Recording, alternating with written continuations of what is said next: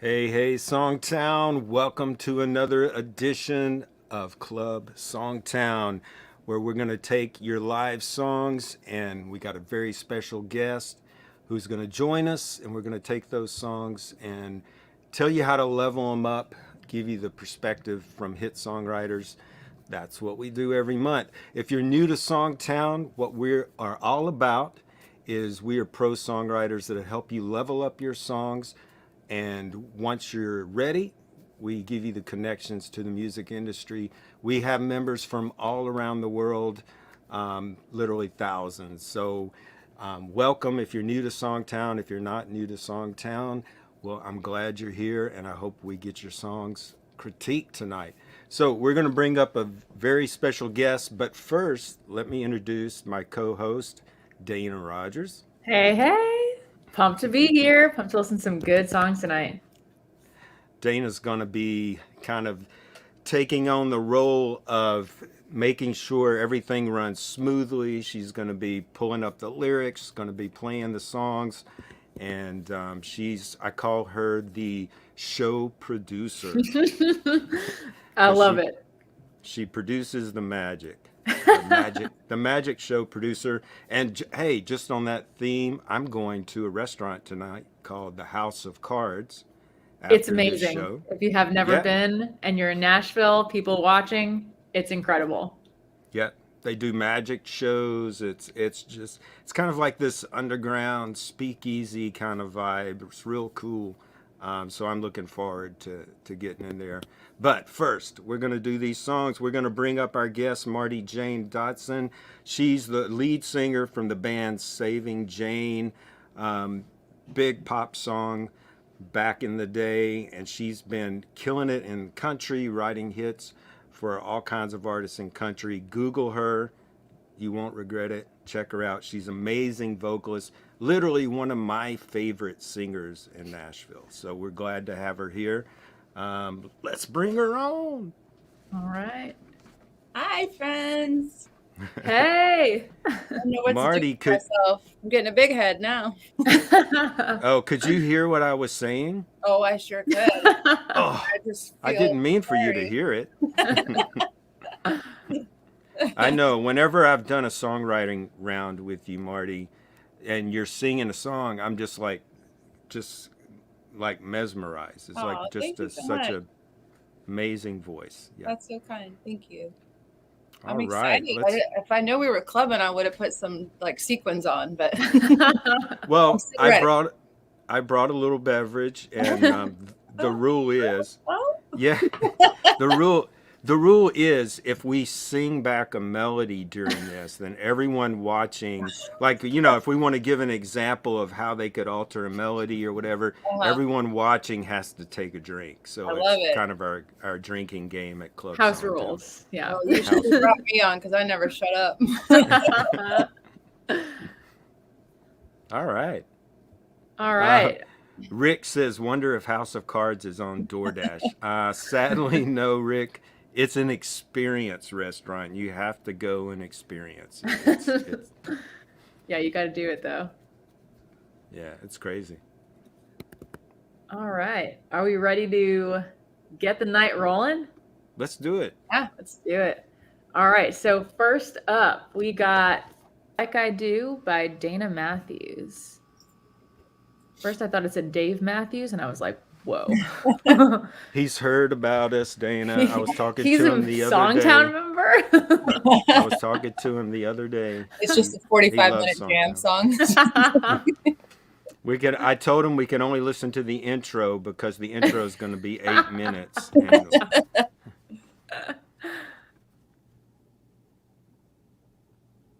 where is it?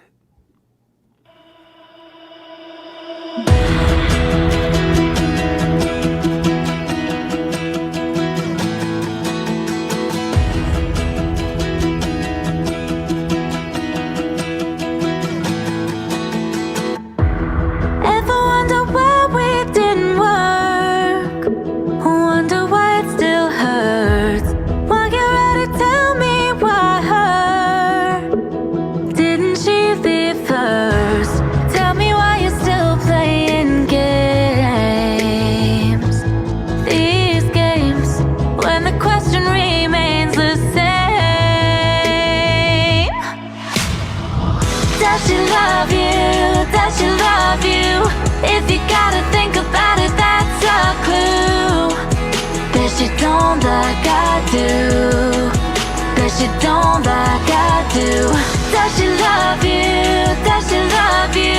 Will she put her heart in it like I would? Then watch it fall apart, break in two. Bet she don't like I do. Yeah. Hey, Dana, can you play that first verse one more time? I just wanted that up to the chorus. I just want to hear something.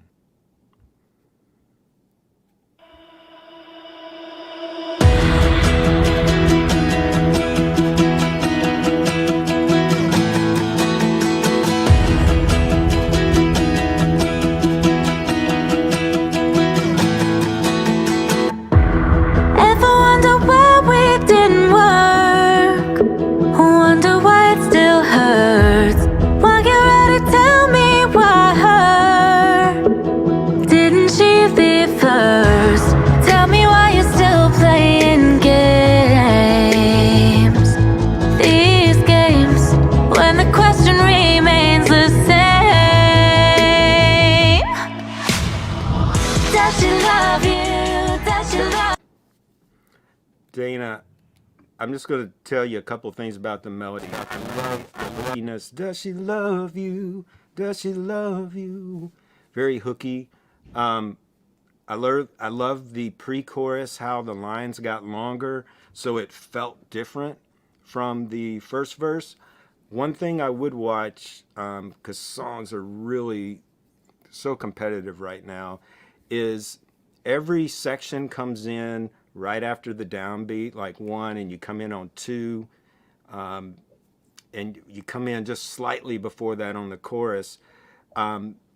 These days, there's a lot more, if you're coming in after the downbeat on the verse, then maybe before the with the chorus, you want to have a wind up before, or vice versa, like just a little bit more contrast with where those vocal lines enter. But you're doing all the other stuff right as far as contrast. Each section had its own rhythm patterns. The line lengths got longer in the pre-chorus. Yeah, so from a melody standpoint, that's the only thing I could see that would really take it to the next level. What'd you think, Marty Jean? So I love that chorus. That's a great hooky, repetitive thing you've got going on there.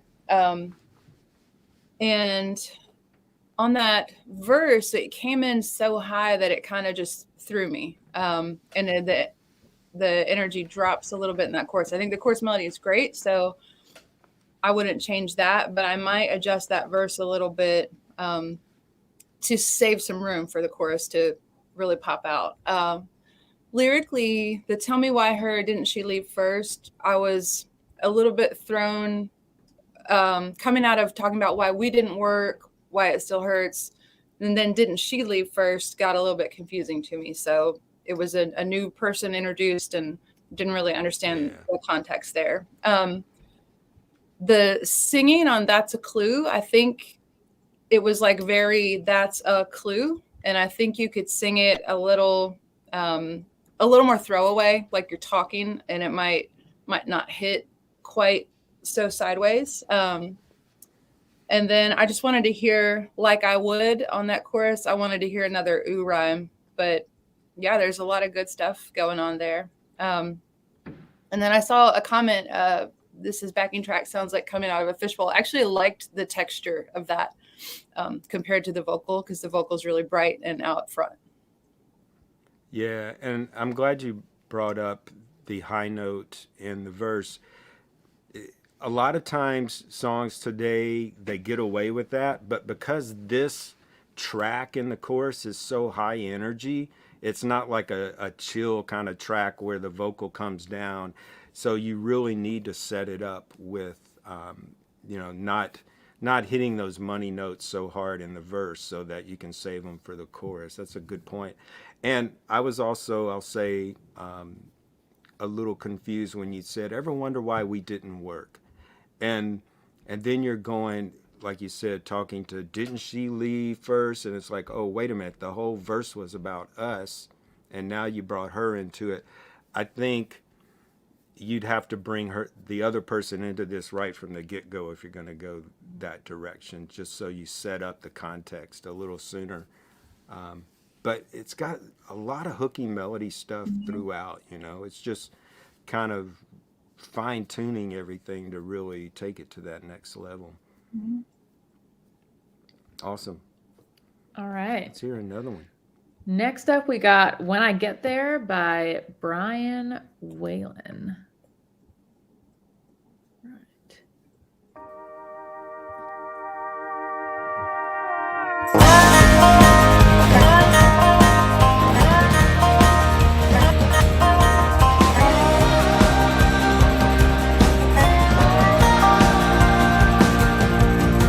I packed a bag and I took the truck.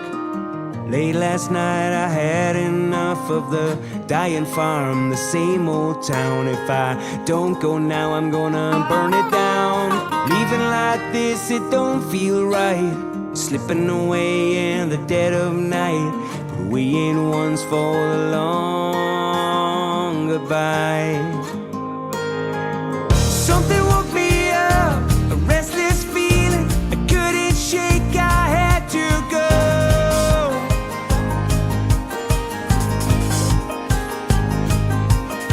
So when you wake up, left this letter on the kitchen table to let you know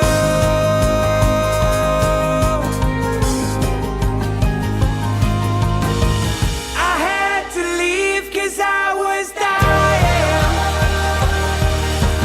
If you see the boys, won't you tell him I won't be around? Yeah. Marty, why don't you take over? Jump on this one? Yeah. Cool, like big melody on that short chorus thing. I liked that.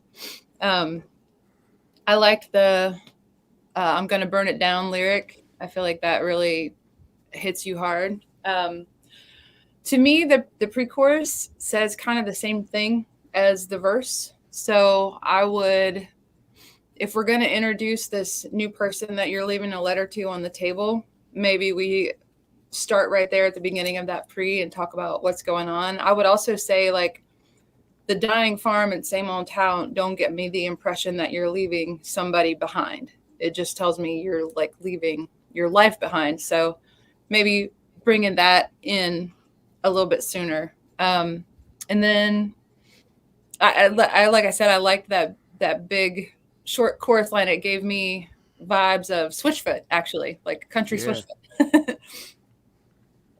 Yeah, I liked it.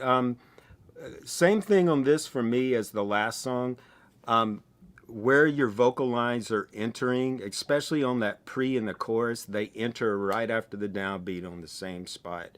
I really would have loved that pre-chorus if it had come in ahead, so that maybe something woke me up, and then up was more around the downbeat. So you had a little wind up before, and then that would make it feel different than the verse, and that would make it feel different than that short chorus line.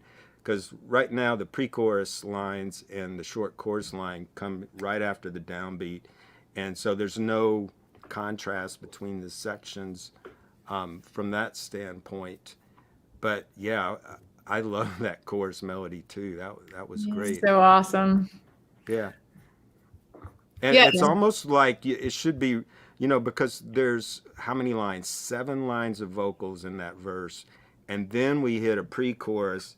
It's almost like I feel like, why not just make that pre-chorus sound more like a melody that is a chorus, and then it ends with, I had to leave because I was dying, because you take so long to get to that chorus the way it feels right now.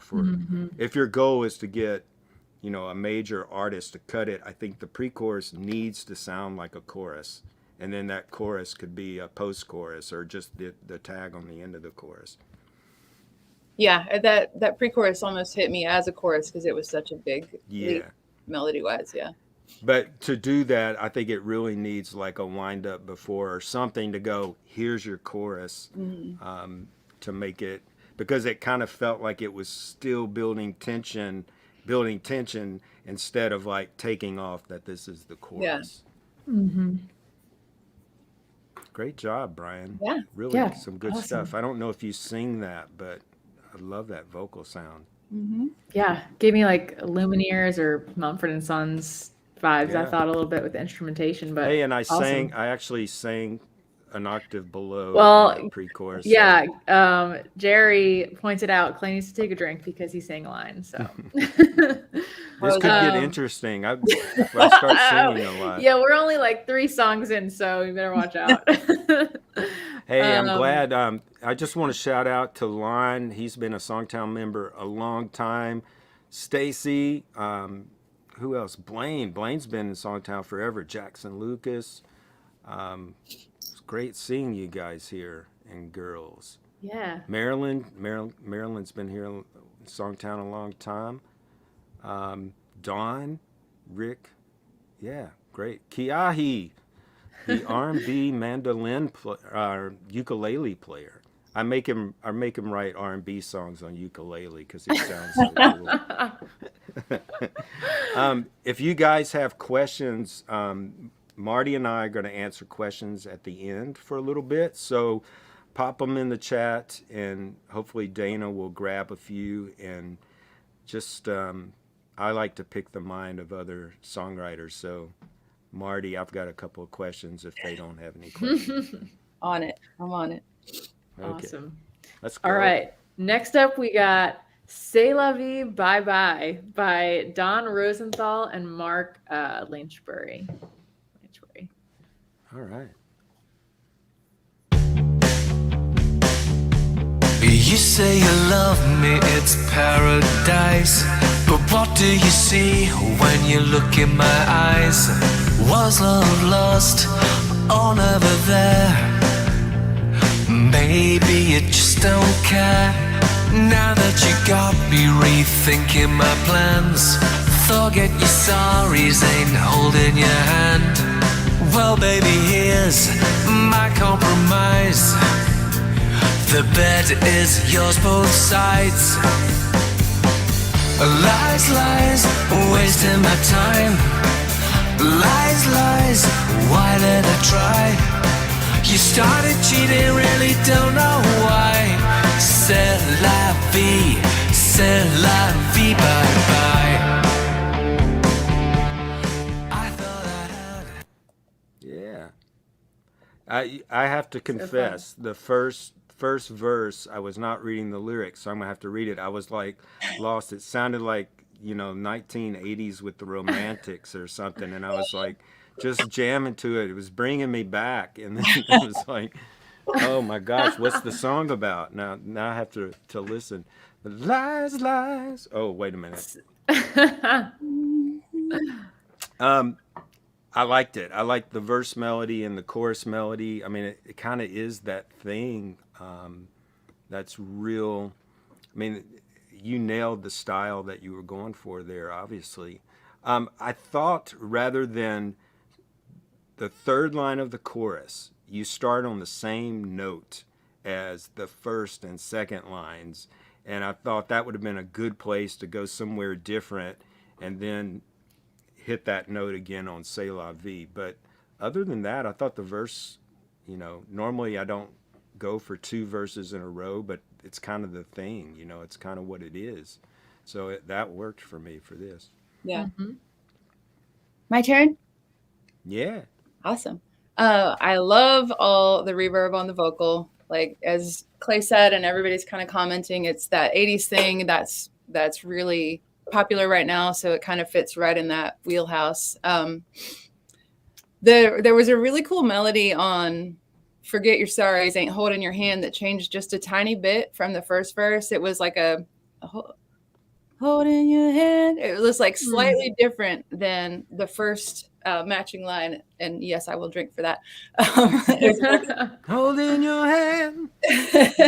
Oh, I know what song it reminds me of. I hear secrets in my sleep. Yeah. When you're talking. Oh, when you're talking in your sleep. Yeah. I hear the secrets that you keep when you're talking in your sleep. Yeah, that's it. So lyrically, I dig all the verse stuff. That you started cheating, really don't know why. Like, I think you can way beat that line. That line needs to say, F you, c'est la vie, bye bye. You started cheating, really don't know why. It's just kind of like, wishy-washy to me. And I think that title, the C'est La Vie Bye Bye, is like, it makes me think of like Grace Potter with Ooh La La, that kind of stuff. And that stuff is, there's just a cool element. So that line really needs to have that cool factor to me. And the interesting fact here for me is I just wrote this week with Robbie Neville, who had a mega 80s hit with C'est La Vie. If you remember, Wow. if you remember that old song, C'est La Vie, C'est La Vie. Yeah. Just a huge #1 all over the world. And so I saw C'est La Vie and I was like, that's so funny because I just wrote with the guy this week. So great tune, guys. I really like this. Very vibey. Yeah. Awesome. But yeah, I agree, Marty, that you started cheating and I really don't know why. I think he's a lot more pissed off than that, you know? Yeah. All right. Next up, we got Unbroken by Nancy Faber. Nice.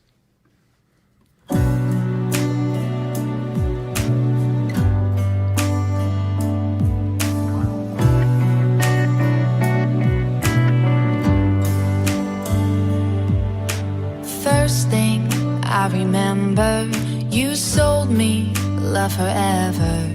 You said you never leave. You knew I would believe in the picture that you painted, but your Rembrandt was overrated. It's coming off the wall. You could have had it all. So why do you get to be okay and take all your love away? And now you're gone, and I cannot move on from here. But baby, you just disappeared. Now the only sound that I can hear is my own heart breaking all apart, while you can love again, unbroken. Oh, wow. I love that payoff. You can love again, unbroken. That's So awesome. good. Very cool. You're breaking my heart all apart while you can love again, unbroken. I love the melody. The cool thing is you're doing a lot of the right things with this melody. Definite rhythm patterns in that verse on the first 2 lines, and then you change it up on the 3rd line. You sa da da da da. You know, you do that little swinging line, and then the chorus was a total hooky rhythm pattern on that. Yeah, I liked it. I liked the melody a lot.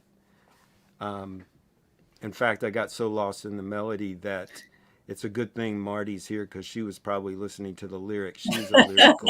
She's a lyrical savant. So You better quit building me up. Nobody can be able to tell me nothing for 2 weeks after this. I love that melody too. There's a lot of great stuff in that verse. And Nancy, I don't know if that's you singing, but that tone on that vocal was really nice. So good. yes. I was immediately wanted to hear like whatever this person is saying, I'm buying. But in the chorus, I loved pretty much everything about the melody. Nothing hit me sideways on that. I wanted to hear a couple more lines that pointed to the unbroken. I think like, why do you get to be okay is a great place to start with that concept. But now you're gone, I can't move on from here. I just want something more that speaks to that unbroken thing. Like, it's not just that they're gone, it's that they're gone and they're fine, you know? So I want to hear a little bit more about that there. Yeah, like they left and they didn't cry. They didn't, you know. It's like, damn you could have at least cried or shown some emotion. But yeah, why was it so easy for that person to walk away? Yeah, I actually love that thought. Like, you could have at least shed a tear or whatever. Like, it talks to how that person left you behind. That's why I get the big bucks. That's right. You should do this for a living. The little Spotify pennies that songwriters treasure so much. Just kidding. Only thing, did you like the opening line? I wondered. I love so much about this, Nancy. I just wondered the first line. It didn't strike me. I love killer opening lines that just grab me and pull me in. Your voice pulled me in more than that line. First thing I remember. I just, I mean, it's conversational. I don't know. What were you thinking, Marty? Yeah, I can see that too. I think actually "You Sold Me Love Forever" is a great opening line. That's perfect. That's why Yeah. you get the big bucks. Right. Yeah, because that immediately I know where we're headed there. Yeah, that's a great opening line. Good call. Yeah, Dale said you could swap the first two lines. I thought. Show me love forever. Yeah, maybe. Or I think you could still beat the remember. Yeah. And Nancy's here. She said this is amazing feedback. Oh, great, Nancy. Glad you could join us. Yeah, there's so much stuff. Was that you singing, Nancy? Let us know. Marty and I both love the voice of whoever sang that. Yeah. Awesome. Cool. All right. Moving along to the next one, we got Fool's Anthem by Tim Pack.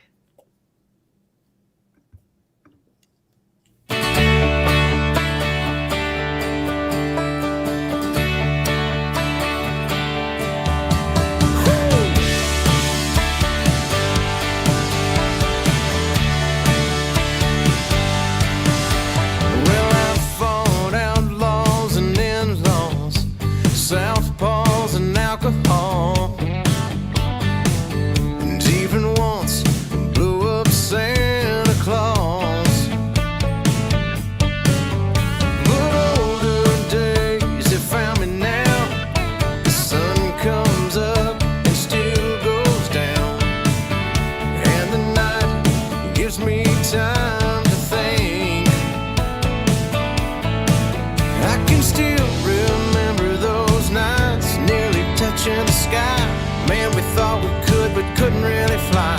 Was a hell of a view, but a hell of a fall. With a foot through the floor and an anthem for all.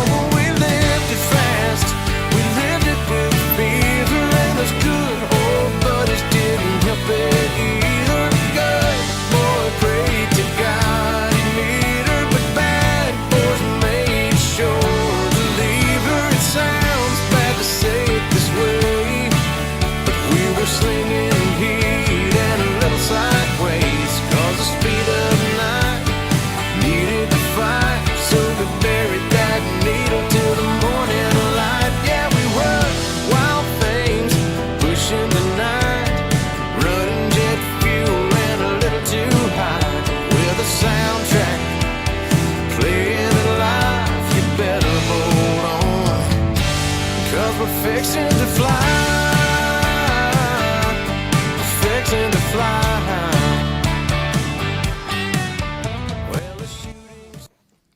Cool. Tim, I know Tim, he did a mentoring session with me not long ago. Lots of good stuff, Tim, in your writing. For me, the verse is a little long, and today's songs are all about choruses. So, I mean, you've got that verse is 6 lines, and then, I mean, that's plenty to get into a chorus. If you could tell the story musically, that's plenty. But then there's 4 lines after that in the pre-chorus, and then there's a long chorus. So to me, that's asking a lot of the listener, especially, Tim, every line of the song starts right before the downbeat. Every line just about, and the entire thing. So I would rewrite the verse where you come in after the downbeat. 1, I fall in, and then it works when your chorus comes in ahead of the downbeat. Because what happens is they might make it through that first chorus, but when they get to the second verse and you're just giving them more of the same in that regard, then it's going to be hard to keep their attention. But I would shorten up, at least go to a 2-line pre-chorus, and that chorus I think could be shorter too.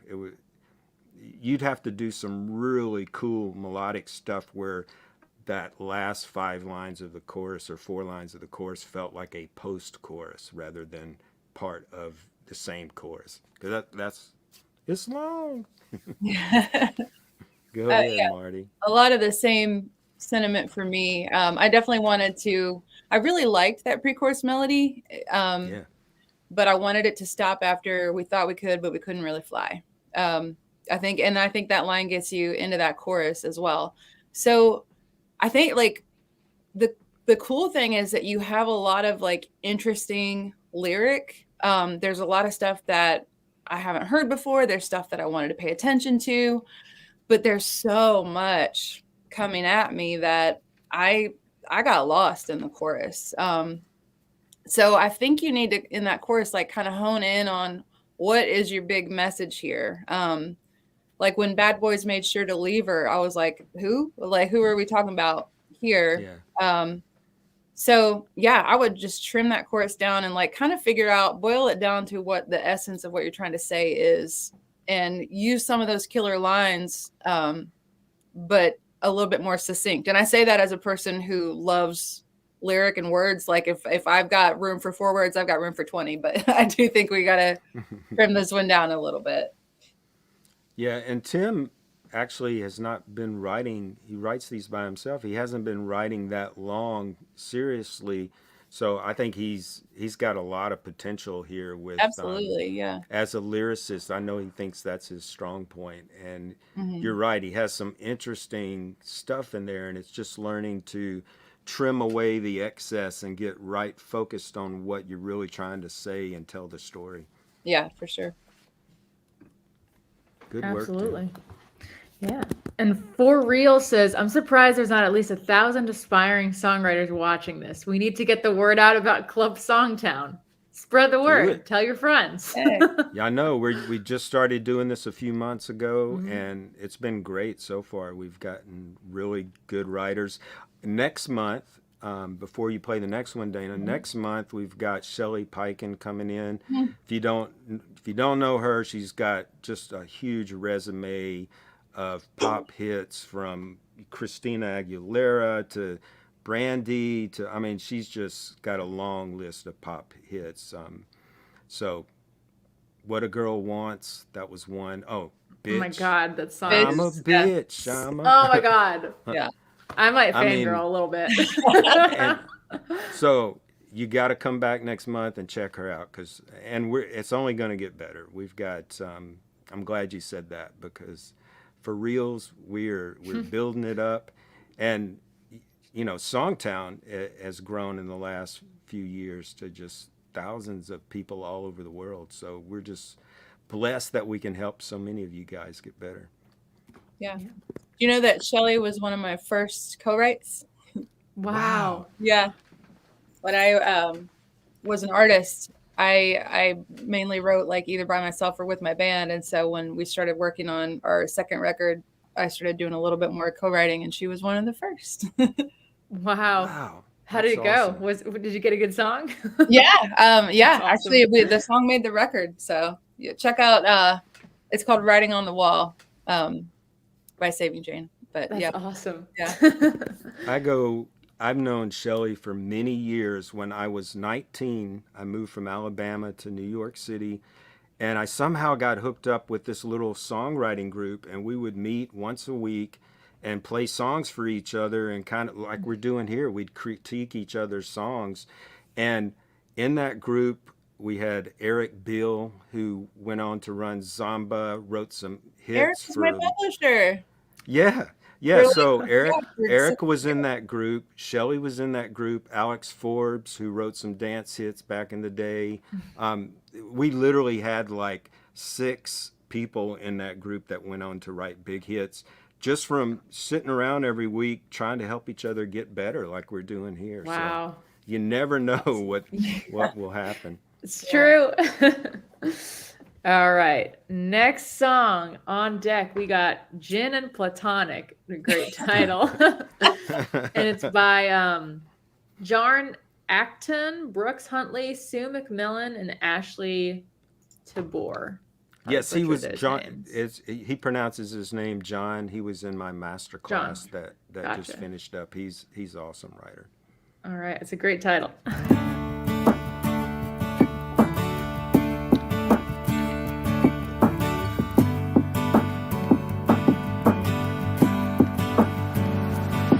Every Friday afternoon, the only thing that gets me through is thinking about you. Yeah, it's not a mistake, I keep showing up late. Girl, are you getting off soon? I wanna talk to you. Yeah, I've been sipping secrets that I just can't keep in. Girl, we be watching that tequila sunrise, while you gon' be putting my love on ice, so think you know I ain't here for Patron. Yeah, I want something sweeter than a whiskey sour. It's so much more than a happy hour. Girl, don't make me leave alone. Feeling the buzz, but if you don't want it, I'll be back next week for Jin and Platonic.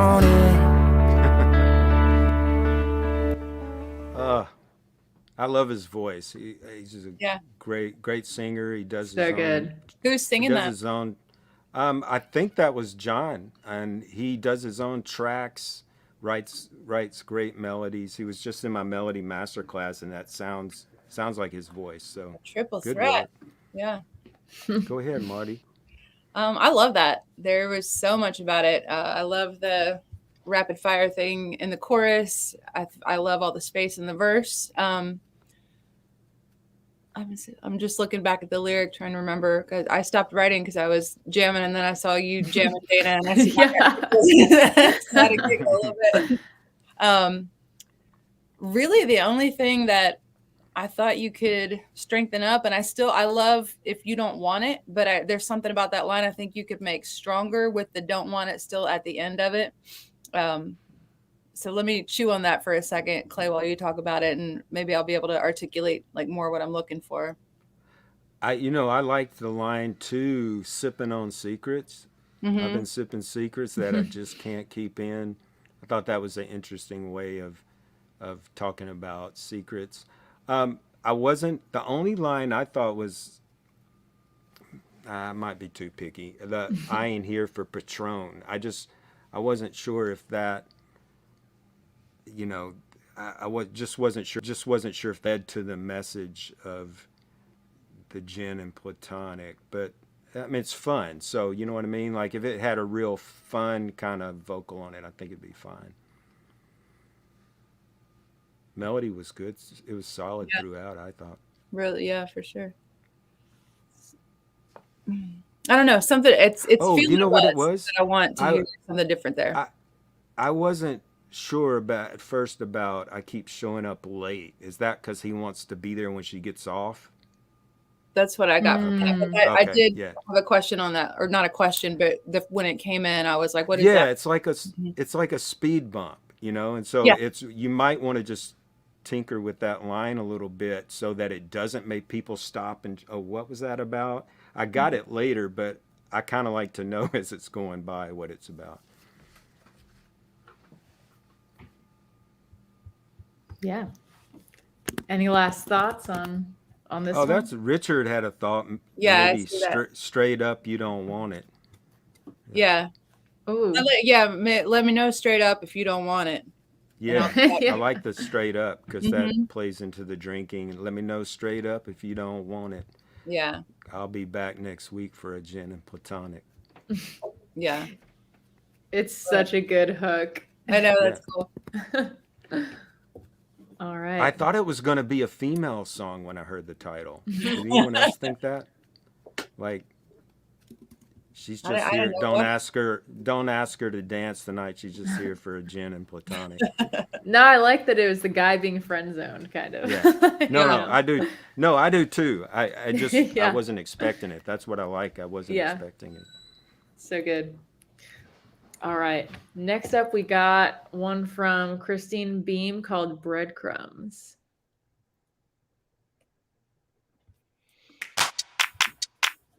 I follow these breadcrumbs that you leave me online. They lead me to nowhere but your trespassing signs. All your push button ways are making me bitter. Your profile page makes me consider, is this even real, boy? Are you playing pretend? Cause I don't need some new age imaginary friend. So you can pick up your phone, or you can leave me alone. But don't think I can't see the way you're breadcrumbing me. Breadcrumbs, only breadcrumbs. Now you had your fun. Breadcrumbs, only breadcrumbs. Yeah, now I'm all done. Yeah. I love that. Don't think I can't see the way you're breadcrumbing me. Yeah, That was great fun. vocals on that one too. Yeah, Yeah, really such a good vocal. Well, I'll jump.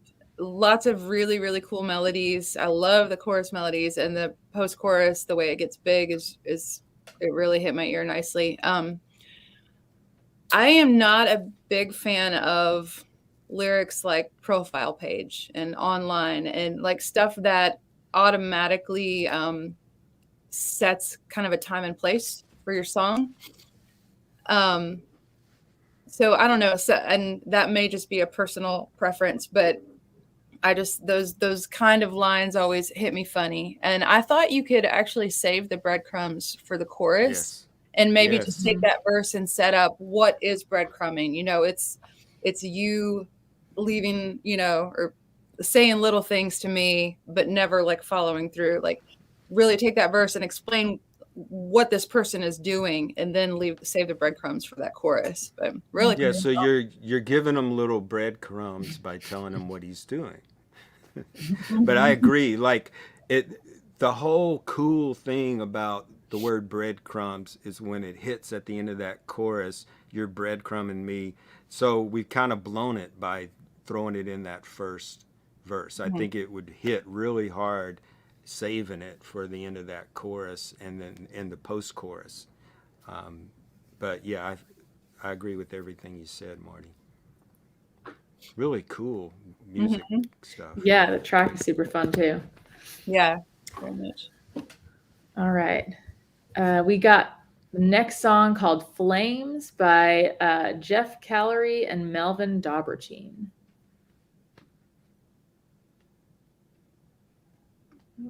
Here we go. Where you look, Oh no.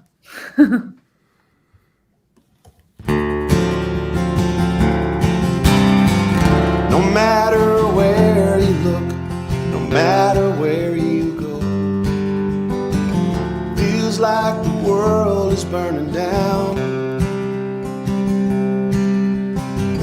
Everywhere you turn seems like another fire starts, and everything goes crashing to the ground. Just when all seems lost, you catch a little glimpse of better angels y'all have heard about. And for just 1 second, we can see the light that can cast a shadow over doubt. So let it burn. We ain't afraid of the fire, so let it burn. Let the flames rise higher, let it burn. Turn the ashes into something beautiful. Let it burn.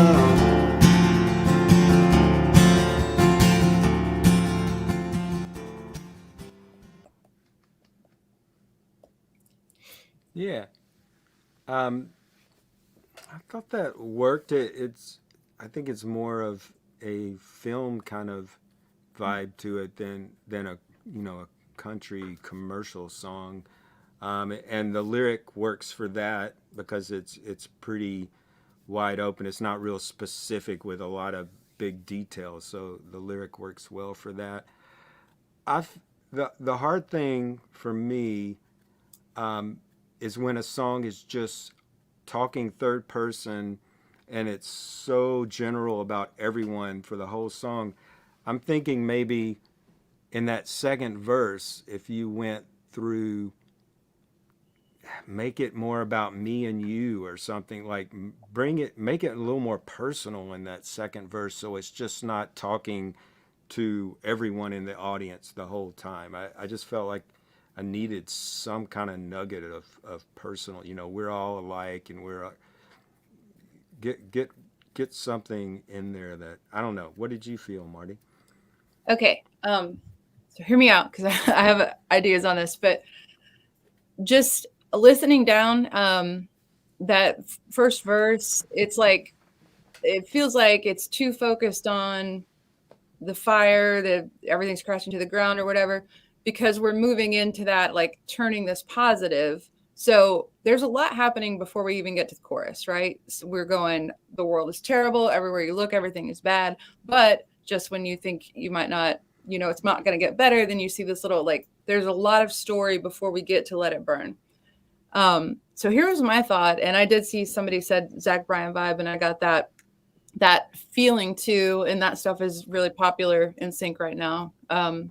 So, and I love the chorus. I love the simplicity of it. I love the repeat of Let It Burn. Here's what I said, hear me out on. Keep that chorus, but make this a love song, and make that verse, maybe we've both been hurt before. We're afraid of this relationship, or we're afraid of turning it into a relationship because we don't want that to happen again, but we're willing to risk it all. Let it burn. I don't know. It just hit me that would be a really cool love song, and a sexy love song. Yeah, no, I agree. I just kept feeling like I wanted it to get more personal, and you nailed it. And you're right; it covers so much real estate in that verse, and yeah. You said everything. I got nothing. I can't add anything now to that.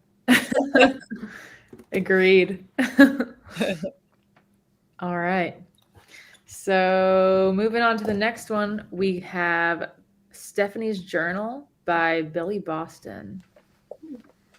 Did Billy read her journal?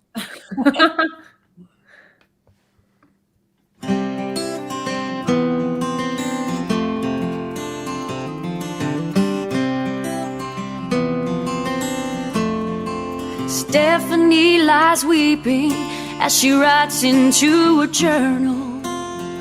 Says the man she married gives her pain and tears. She tries to speak, he gets offended, calls her weak and overly sensitive. They've shared no joy and laughter now for years.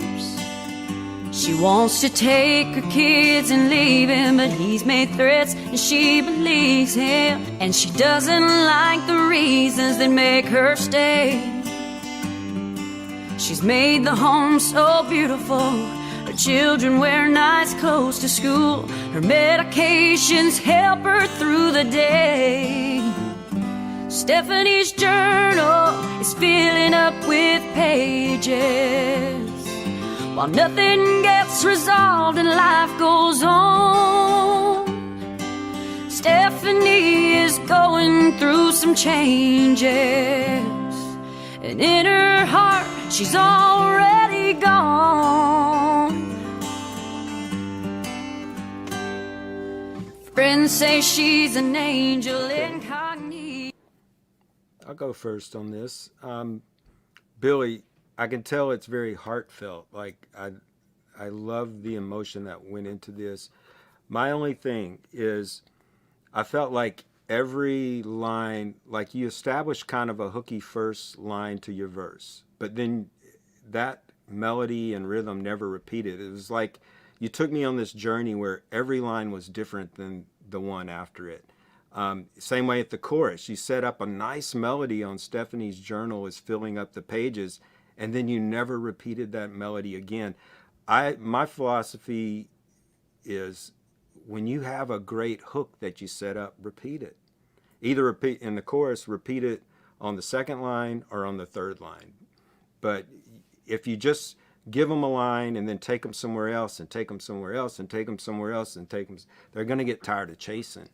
So we got to hit them with, you're able to come up with great hooks. So you just got to keep remembering, establish a hook and repeat it somewhere in that chorus. And the verse could definitely be a lot shorter. I think there's a lot of repeat information in there that we could pare down and make it a tighter verse. But I do like the whole, like the title. I like what the song's about. So there's a lot of promise there. Yeah. Marty? I love the title and another great vocal. And we've commented a lot on vocals tonight. So I just want to say also, if you're not a great singer or if that's not your skill set, we can still hear songs through that. So don't be discouraged by that or feel like you can't contribute. I love these kinds of conversational lyrics. That's kind of been my vibe lately in writing, is just leaning into that, just like I'm talking to somebody. I kind of want to not hear Stephanie's name in the song. I kind of want to hear it just called Stephanie's Journal, but you never say Stephanie. Like, That's a hot take. because I can, in that way, the song is called Stephanie's Journal, but you can put anybody in there. When you open with Stephanie lies weeping, well, I'm picturing Stephanie, but if it's she lies weeping as she writes into her journal, says the man she married gives her pain and tears. That's anybody that you know. And I did get a goosebump on the melody when it changed. It lifted on Life Goes On because I wasn't expecting it. So I loved that. And I don't know. I'm kind of just on team, like, take out her name. And something hit me that Stephanie is going through some changes. Maybe something like, he don't see it, but she's going through some changes. And in her heart, she's already gone. Ooh, yeah. But yeah, really cool song. So good. All right. Let me get the next one up here. This is going to be Shotgun by Charlie Dunn and Haley Harina.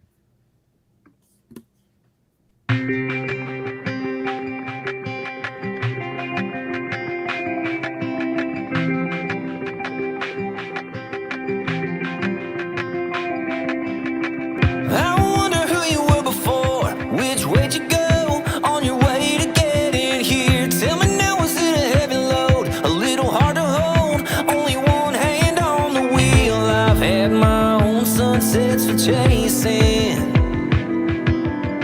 but every mile without you was wasted.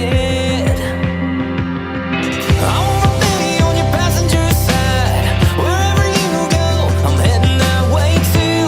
Driving down any interstate, open road, I'm calling shotgun with you. Who knows where the lanes will lead, but there's no place I'd rather be. If you're going 90 down the highway to somewhere new, put your hand on my knee, we'll leave it all in the rear view. I'm calling shotgun with you. We can be a couple run. Yeah. Charlie, there's a lot of good stuff. I love the melody in that chorus. You do know, I hope, that your money note in the chorus is the same note you're just hammering away on in the verse. And so that makes it really hard to keep someone's attention all the way through the song. I love where you went in the pre-chorus. That little staircase thing that was rising up, I almost wanted to hear it twice because it was so cool. I love the pre-chorus first line melody. The chorus melody worked for me, but yeah, that verse, I think you need to take the melody down so you don't, I mean, you're blowing your money note, as they would say. Yeah, same thought for me on that, is that that verse comes in so high and it's the same note in the chorus. I loved that where the way the singer brings themselves in that pre. I've had my own sunsets for chasing, but every mile without you was wasted. Nothing about that felt like weird to me. It's like you're talking about them and then you're talking about yourself, and it felt like it flowed really well. I don't wanted to hear it go from if you're going 90 down the highway somewhere new, I'm calling shotgun with you. Like go right to it right there. I didn't feel like it needed the put your hand on my knee. Like we'll leave it all in the rear view. I'm in. Every time you sing it, we drink it. Our new slogan. Yeah. But yeah, like lots of cool stuff. I love the chorus melodies. I just want the verses to be a little bit different. Yeah. There are a lot of shotgun songs right now. I don't know if that hurts it in the scheme of getting the song cut by a big artist, but it's always seems to be a recurring theme throughout country music. Tim McGraw cut 2 songs in his career called Shotgun Rider. He did. So funny. Same exact title in the same career. 2 totally different songs. Yeah. So maybe it doesn't matter if it's a great song and it moves people, Yeah. Just peeking ahead too. That's a really cool when it's you and me riding yellow lines. I love that lyric. Yes. Awesome. Richard, to answer your question, I had a little bit of a bottle of Pinot and I had a little bit of a bottle of Cab, so we have a red blend going on this evening. Homemade red blend. I just want to say too, because I know a lot of you guys face this. I did when I started out. Of how do I get artists to hear my songs, to get them in the hands of artists? One way is to build your connections through just co-writing. Like find the best writers you can. That's how we all started. Our game. Marti joined a band, wrote with band members. I came to town and wrote with as many people as I could, and your name starts getting around. Another way, SongTown has put together a crash course coming up for 3 weeks. We're bringing in label artists. One's on Sony, one's a pop artist with a #1 song. We're bringing in 3 artists, and each week you'll get to pitch them an idea, a song start. If they like what you pitch, then you get to co-write with the artist. Last couple of years we've done it. Lauren Weintraub wrote a bunch of songs with people in the class. Brandon Davis just put out an album, his first album, and he had a SongTown member song on it that he wrote during the class. Ryan Griffin cut one from a couple of years ago in the class. So if you're looking to get your songs in front of artists, it's a great way to kind of do that in a natural way, because you'll pitch an idea. If the artist digs it, you'll get to write it with them. So we'll put a link in the chat for you guys. Yeah, it's awesome. Just chiming in like real quick on that too. Like you do your retreats a few times a year, and I've been on those, and I've had some songs that I've been pitching lately that came out of those. I had one I played for my publisher the other day and she loved it. So yeah, it's all about, just getting in those situations and making those relationships. Yeah. Retreat songs, we've had retreat songs go to #1 and Texas on the country charts.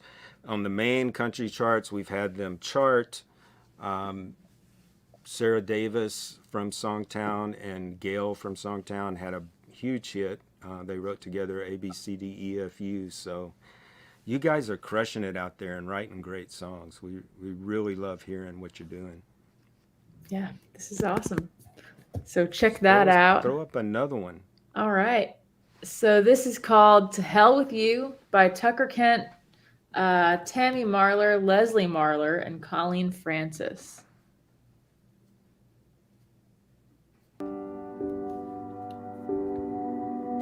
I told myself for too long now that things would start to turn around. Sunny days to hurricanes, you would always seem to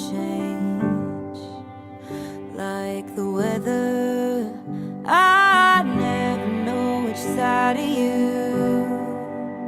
We'll be coming home until you do. Compliments or curses flying, sitting in the corner crying, trying to hold it together. But I've got a suitcase packed under the bed, a boot full of money, and I'm taking on red. Don't know where I'm going, don't know what I'll do, but I won't go back. To hell with you. It's way Bruh, that hook. Yeah. I saw you smiling when that hook hit. I was like, Well, oh, because when I yeah, first kill saw it. the title, I was thinking, the obvious "To Hell with You," but I won't go back to hell with you. That's killer. It's so good. That's awesome. Yeah, and Colleen has a great voice. Sounds Oh, like yeah. that's her singing. That was beautiful. Yeah. I love the melody. The only thing is, and I keep going back to this because it's really a small thing that's often overlooked that makes a huge difference in songs. Start your verse after the downbeat because you're starting it right before the downbeat, just like the chorus. So basically, we've got two verses starting before the downbeat and then the chorus starting before the downbeat. And I think just starting those verses a little behind or either on the downbeat would be better just to set up that chorus. I love the lift that you have in the chorus, and I love the "I won't go back to hell with you." And the double, So clever. to hell with you. I won't go back there. Yeah. It's just I was not expecting that payoff, and I wasn't either. I was very happy. Yeah. The second half of verse 1 as well. Like, I think that was really well done. I don't know, something about it just like struck me because I could see that scene, Yeah. I could feel that feeling, that sitting in the corner crying. I don't know which one of you's coming home. Like I felt that. So great job. Yeah. Chill bumps. Yes. Yeah. Great job. All right.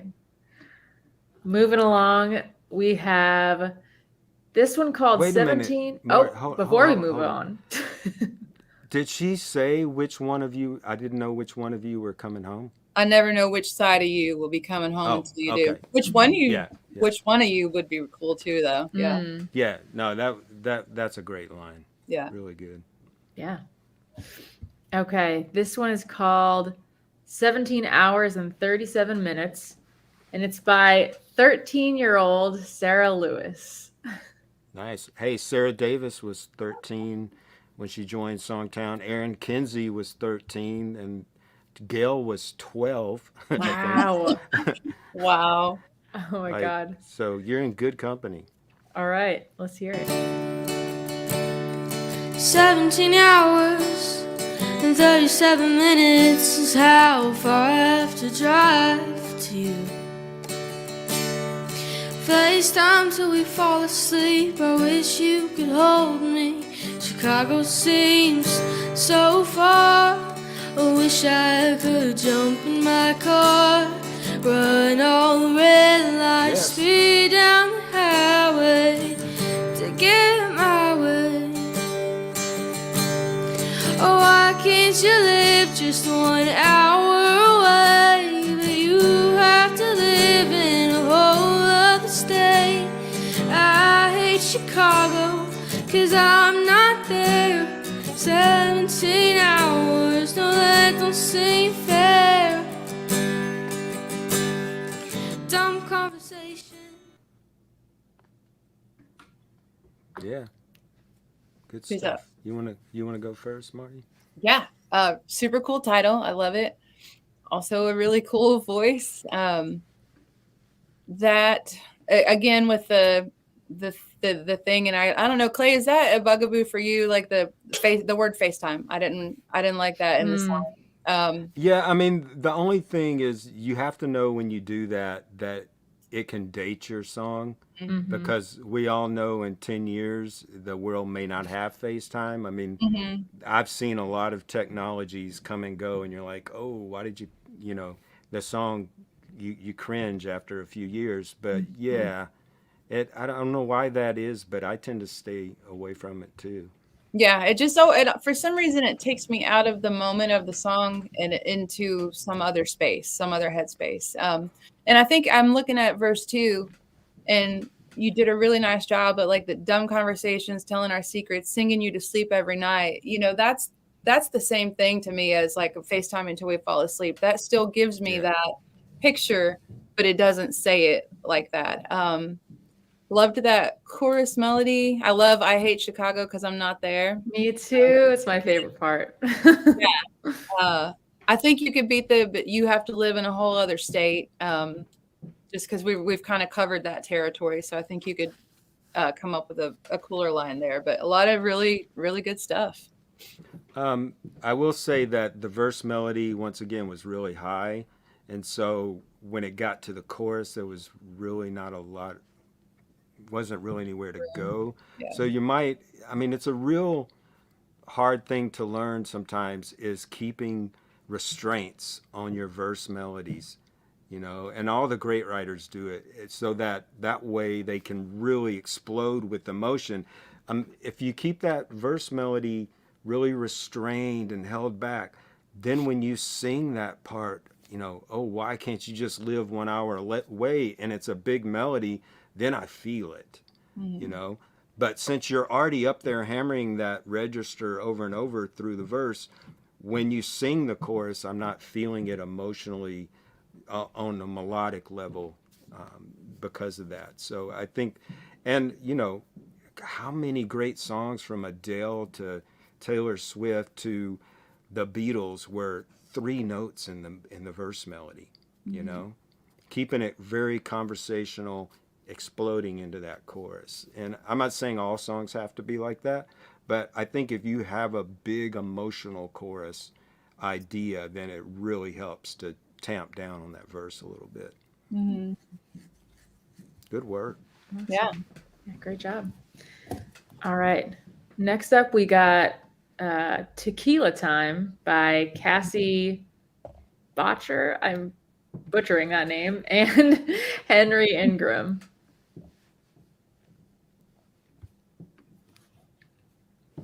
All I can think of right now is something strong. Been craving another round back where I belong. All I really need is a glass and a lime. I'll be getting high on tequila time, where the sun don't go down, drinking with my friends. I'll be laying around with a beer in my hand, living in the moment, staying out all night. I'll be getting high on tequila time. When I need to get away, there's a bar that knows my name, where I can cross the line. I'll be getting high on tequila time. I'll be getting high on tequila time. When I'm thinking too much about what I can't change. Yeah. I liked how, the verses, the first 4 lines, well, the first 2 lines had a cool pattern. You repeated it. And then the next line after that, all I really need is a glass. That line just kind of changed the whole flow. And so it kept my attention. And then you paid it off with the title at the last line of each verse. And the chorus went somewhere different. I'm glad you went a little higher on the where I can cross the line. That helped. I just wonder if maybe it could have been, we have a lot of flowing lines. Maybe at that point we could have had some like interval jumps where you're like hitting back and forth between 2 notes. Just felt like we need something to slap us in the face and wake us up at that point. That's a little stronger, I've like had too many tequilas by now. And do we have to drink if we're like talking about tequila? Actively mentioning drinking. Yeah. I don't think that's a question. That's not. No, I like the feel of this a lot.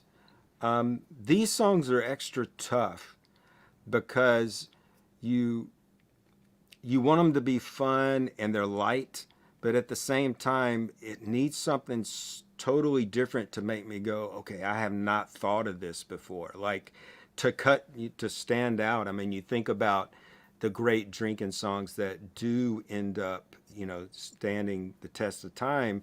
And I just felt like I wanted to hear some kind of twist in there that was more interesting, that made me dig this even more, because I dug the melody a lot. Mm-hmm. Yeah, I was fully on board in the verses. I love the way melodically the way those wrapped around, and I like that going back to "I'll be getting high on tequila time" at the end of each verse. But kind of same as you, Clay, like that chorus just didn't do it for me, like lyrically. I just wanted something else going on, and I don't know if there's a play on tequila time, like other kinds of time, or like I'll setting my clock on tequila time, or whatever it is, if there's a contrast between tequila time and something else. But I just wanted to hear the chorus. To me felt like a repeat of the same things we heard in the verse, I guess. Yeah. But No, a lot I of agree. like, I love those verses. Yeah, very colorful and fun.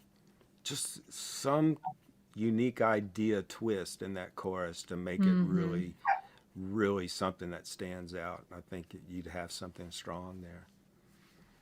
Yeah. Awesome. Hey, do we have any questions? We Yeah, got put your questions in the 12 chat. minutes. If you got any questions for Marti, you've only got her this week, unless you're a SongTown member, and she does great she does great pop videos on SongTown for leveling up your pop writing. So Yeah. Should we let them drum up some questions while we do one more? Casey said, yes, I do have to drink, so don't twist Casey's my the arm. kind of friend we all need. The kind of friend we all need. One more song, and then you guys give us some questions. Yeah, think up We'd your love to- questions during this one. Yeah, and remember, next week, next month, we're going to have a great pop kick-ass writer, Shelley Piken. So get your pop songs sent in for that. Absolutely. All right, so this last one is called "You Left, Right" by Marvin You Shelton. left, right? Nobody in his right mind would have left her.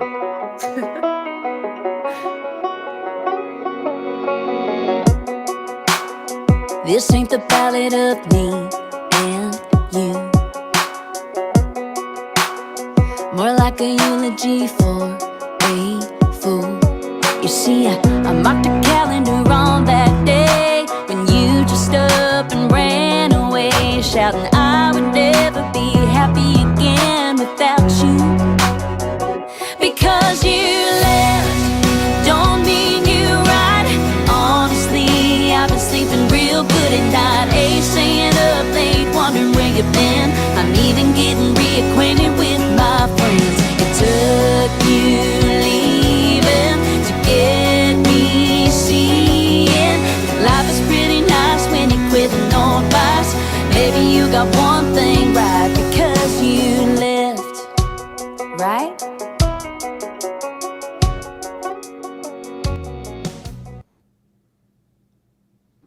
Nice. Yeah, I like Super fun. good job on the vocal on this too. Yeah. Yeah, the verse melody held me all the way through that verse. Like it really set up that chorus nicely. Because you left don't mean you're right. So I've been sleeping real good at night. I ain't staying up late, wondering where you been. My dog likes it. I don't know if you just heard him outside the door. He said yes. The only thing about the big thing that hit me is there's no room for subtlety hardly in songs anymore. So life is pretty nice when you quit an old vice. I just thought like it should be stronger than that. Life is pretty nice. Like hell, she should be living it up without this guy. Like that was my question. Like just it seems like if a singer was going to cut this, they would want more attitude in it to. Yeah, girls, you know what I'm talking about. Yeah. Marvin, I don't know if you're here. I was wondering if that was S.J. McDonald on the vocal. It sounded a lot Yeah. like her voice. I Does. love her. But I think, I was all in for that verse melody. It was interesting. It caught my attention. I wanted to hear something different on the, maybe you got one thing right because you left right. I'm not always a fan of like rhyming a word with the same word unless either the word before it rhymes with each other or something that just sets it apart a little bit. And yeah, I kind of feel you on that. I like the rhyme of the internal rhyme of the life is pretty nice when you quit an old vice, but it does seem like it needs to be a harder sentiment there. Yeah. Good. Yeah. Overall, it's really good, Marvin. Strong. If you wrote it by yourself, good job. Yeah. Really good. All right. Did we get any questions, Dana? We got a few minutes. Let's see. Someone asked very generally, trends in pop and country. I guess like if you know any current trends they should be keeping an eye out for right now. I've been hammering. Oh, sorry. Go ahead. Go ahead. I was just gonna say, like, I've been hammering on the Popworks videos just about lately. It's just been throwback stuff. It's 70s, 80s, like 70s disco, 80s sounds like the song that we heard earlier, and then pop punk is having a moment right now, and all of that speaks to kind of where we are in the cycle of music. We're in a phase of doing the throwback thing of going back to the things that are familiar and comfortable. So all of that is a pretty big trend in pop stuff. Yeah. I mean, there's a lot of throwback stuff. The whole Luke Bryan, Luke Combs started the whole 90s kind of throwback thing a few years back. But the whole thing is, guys and gals, if you want to write, especially if you're trying to write, well, I'm going to write a 90s country song, it has to have that feel, but the melody can't sound like it's from a 90s country record. The melodies today are a little different. So you've got to have the attitude of today in your melody, but the production idea. So learn to separate the song from the production and go, okay, this has the production vibes of the 90s, and there's a few things melody-wise that are 90s, but it's got to have a modern melody to keep people's attention. Yeah. Ben wants to know, these days, is there any reason to work on a separate, big, different outro to a song? Do people even go to that nowadays, I guess? I haven't heard a lot of that. I'm just trying to think, like the last big one I heard in country was Keith Urban on Stupid Girl, or Stupid Boy, where he has this long guitar solo out, on the out. I mean, really, especially if you're a writer, you got to hook people. Like, you don't want to save anything for an outro. You've got to hook people. Those outros now have become post-choruses that happen after the chorus. That's your outro. So I wouldn't save anything for the outro anymore. Yeah, I think, it's just speaks to culturally our attention span. Like, we're just kind of checked out by the time that outro is coming around. We want to hear the familiar thing. Unless you're like Taylor Swift and, Yeah, and I'm not saying you won't hear from time to time. Okay, here's the thing.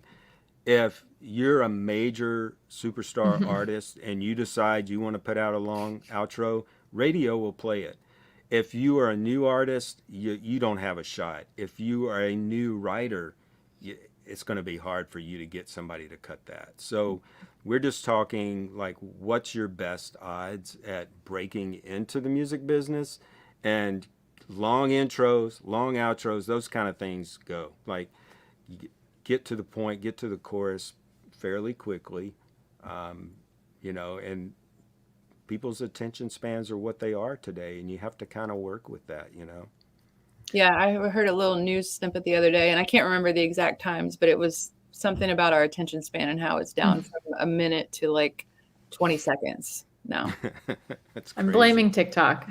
For sure. Yes. I absolutely think that's had a huge impact on it. And Blaine says, is 3 minutes too long now for like the full song length? I don't think so. What do you think, Clay? No, it's not. I mean, I've heard songs that are shorter, but no, three is not too short. I mean, too long. Yeah.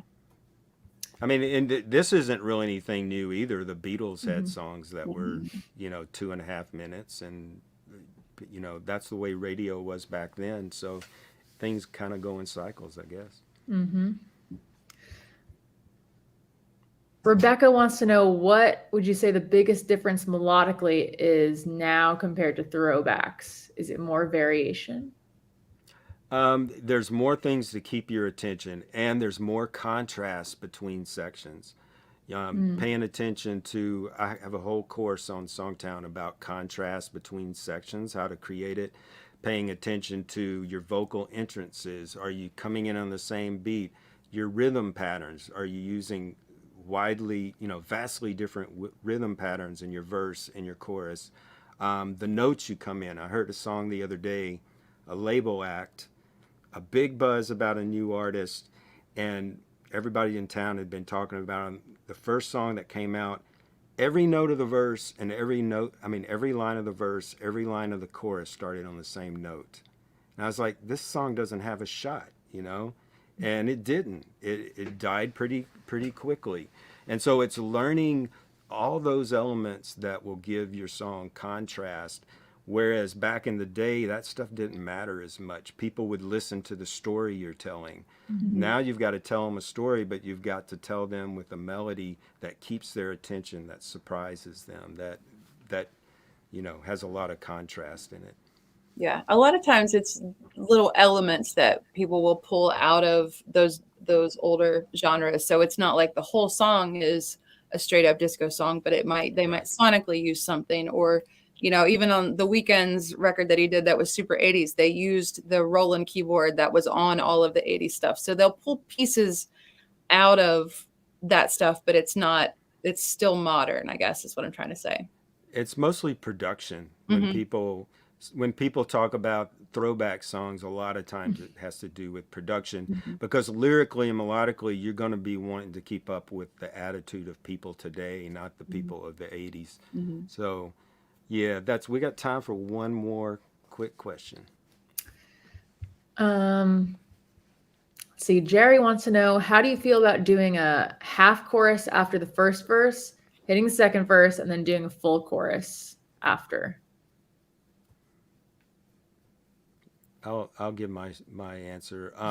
Yeah, it depends on the song. If you need a full chorus to tell the story, and it pays off at the end of the chorus, then you can't jack it up and do half, So it really depends on the idea.